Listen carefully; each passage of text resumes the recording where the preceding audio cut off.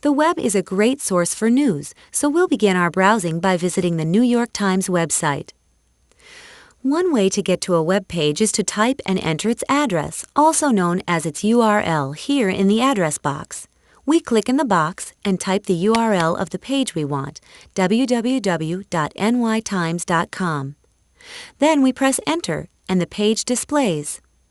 Web pages may display faster or slower on your computer depending on the speed of your modem and your internet connection. This is the New York Times home page.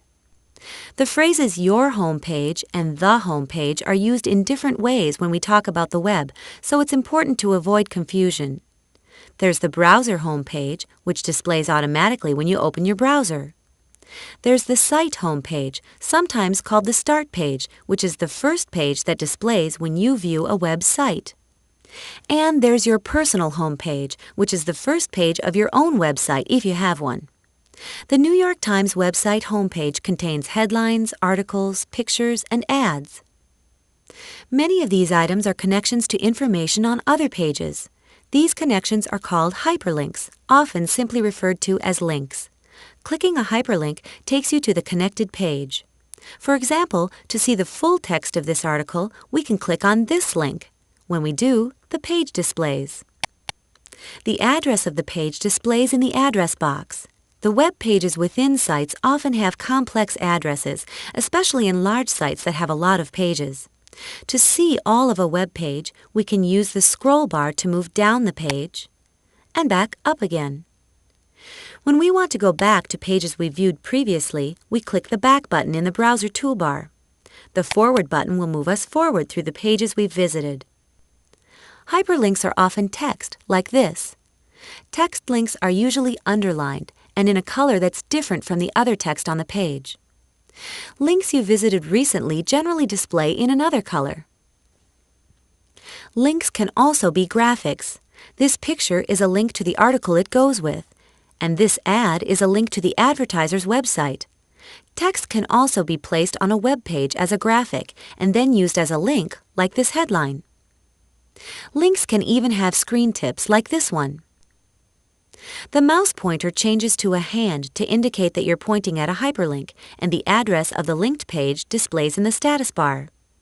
The mouse pointer normally displays as an I-beam when you point to regular text, and it displays as an arrow when you point to a regular graphic. A graphic can be divided into a number of separate links, like this site index which lists the sections on the site. When we click on the business link, the business page displays. To see more of the page, we'll scroll down, this time using the keyboard. The down arrow and up arrow keys move us down and up the page. This page shows stock market information and includes a feature where you can type in stock symbols and get quotes. To get back to the previous page using the keyboard, we hold the Alt key and press the right arrow key.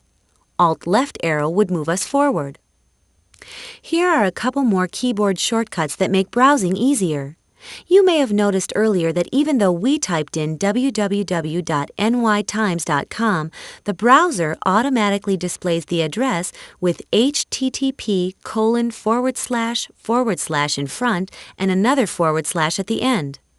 This is the complete address for this page, but with most browsers we can just start with www and we can skip the final /.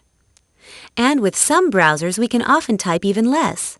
For example, to get to the Money Magazine website, we click in the address box to select the address and we just type and enter money.com.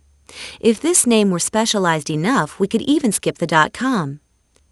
We press Enter and the page displays. This site is full of financial information, especially about investing. Notice how different the actual web address is.